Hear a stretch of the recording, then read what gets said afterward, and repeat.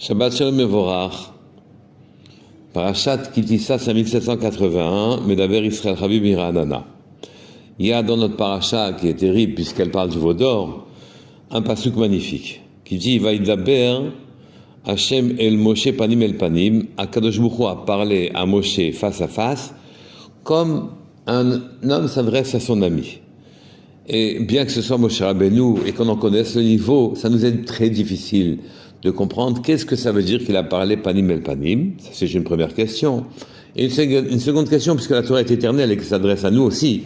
Alors on devrait savoir quel enseignement tirer que Moshe parlait de panim el panim, si ce n'est de savoir que Moshe est quelqu'un de grand, mais ça, on n'avait pas besoin de ce passouk pour le savoir. Donc, justement, comment expliquer ce que vient nous apprendre ce passouk? C'est écrit dans Michelet, un passouk que tout le monde connaît. Kemaim hapanim lefanim, ken lev ha'adam le'adam. Ce qui se traduit de la manière suivante. Comme le reflet qu'il y a dans l'eau du visage qui s'est penché sur l'eau, l'épanim est à mettre en rapport avec la face elle-même, ainsi le cœur d'un homme est face à un autre homme. C'est-à-dire que les sentiments que j'ai à l'égard, ce qui est pris le sens général, les sentiments que j'ai à l'égard de quelqu'un d'autre dans le cœur, finalement, c'est ce que l'autre aura dans le cœur aussi. Si je l'aime, je suis gentil, il m'aimera aussi. Si je ne l'aime pas, il ne m'aimera pas non plus. Et ici, cette chose-là est expliquée par le Baal Shem Tov de la manière suivante.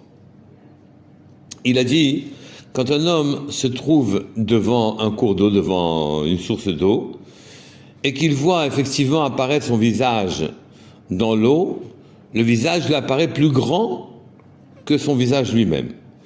Et quand un homme se penche lui-même vers le bas, alors le reflet de son visage est plus petit. Et chaque fois qu'un homme se baisse finalement, ou plutôt s'abaisse lui-même, un peu plus, vers l'eau, donc il se fait d'autant plus petit, à tel point que s'il approche vraiment son visage de l'eau, le visage qu'il aura qu'il verra en reflet, sera de la dimension de son visage lui-même. Il en est ainsi du reflet des sentiments que l'on a soi-même pour quelqu'un d'autre et qui se reflèteront dans l'esprit de l'autre. Quand un homme pense de lui-même qu'il est grand, alors l'autre en face de lui se grandit. Quand un homme se rabaisse et qu'il se diminue devant son travers, alors son ami aussi se diminue devant lui, jusqu'à qu'il ne puisse pas se diminuer davantage. Alors son ami aussi fait pareil. Et donc à ce moment-là, il y a équivalence des sentiments. Il se met trop en avant, son ami va lui répondre de la même manière, il se rabaisse, il se rapetisse devant lui, son ami va lui répondre de la même manière. Et c'est ça que l'on a voulu dire à propos de Moshe Rabbeinu.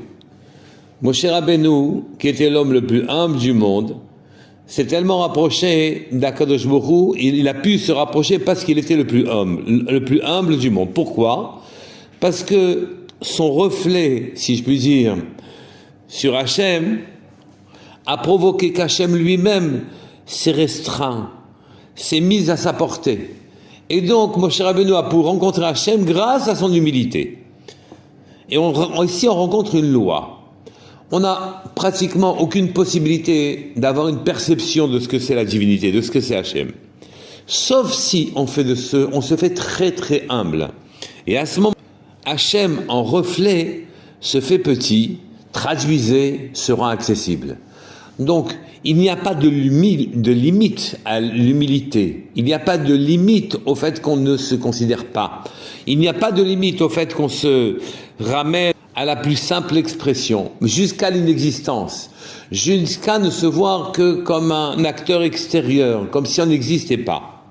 Car cette humilité, plus elle est profonde, plus elle est réelle, à ce moment-là, elle nous rapproche encore et encore d'Hachem qui, lui, profite de notre humilité pour se rapetisser, se contracter, se mettre à notre portée. Et à ce moment-là, dans cette humilité, au milieu de cette humilité, on sentira la présence divine bien plus forte, bien plus perceptible que tout ce que notre intelligibilité, notre exigence nous sera capable de faire percevoir.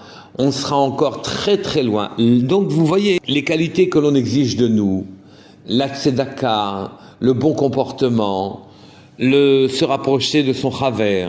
Et là, l'humilité, on croit que ça fait de nous des gens bien. En vérité, ce n'est jamais qu'autant de moyens pour pouvoir accéder à la perception que Hachem il est là. Ce sont des moyens. Ça fait aussi de nous des gens bien, évidemment. Mais ce sont surtout les techniques, les moyens par lesquels on s'approche de percevoir l'imperceptible. On s'approche de l'infini, non pas en se grandissant à l'infini, mais en se rabaissant, en se contractant à l'infini.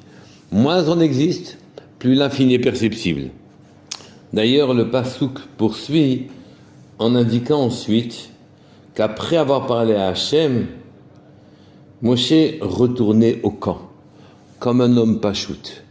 Il n'en tirait aucun bénéfice personnel, aucune fierté. Il retournait au camp comme avant. Et son serviteur, celui qui bénéficiait de ses enseignements, Yehoshua bin Nun, lui, quant à lui, il ne quittait jamais la tente. Aucun orgueil, il ne s'affichait pas en public. Il était là en train d'étudier la Torah et de tenter sans arrêt de se rapprocher d'Hachem. Vous voyez que l'humilité est la clé et l'accès vers l'infini, l'accès à Akadosh Baruch Hu, et l'accès à la divinité. C'est une clé, comme tout ce que l'on croit être des bonnes midotes, sans plus, de bonnes qualités, sont en vérité les clés d'accès pour le monde du dessus. Shabbat Shalom et Vorach, qu'Akadosh Baruch Hu nous donne les moyens, nous aussi, d'avoir accès à l'infini et à pouvoir parler avec Hachem. Il suffit de se rabaisser au maximum. Shabbat Shalom.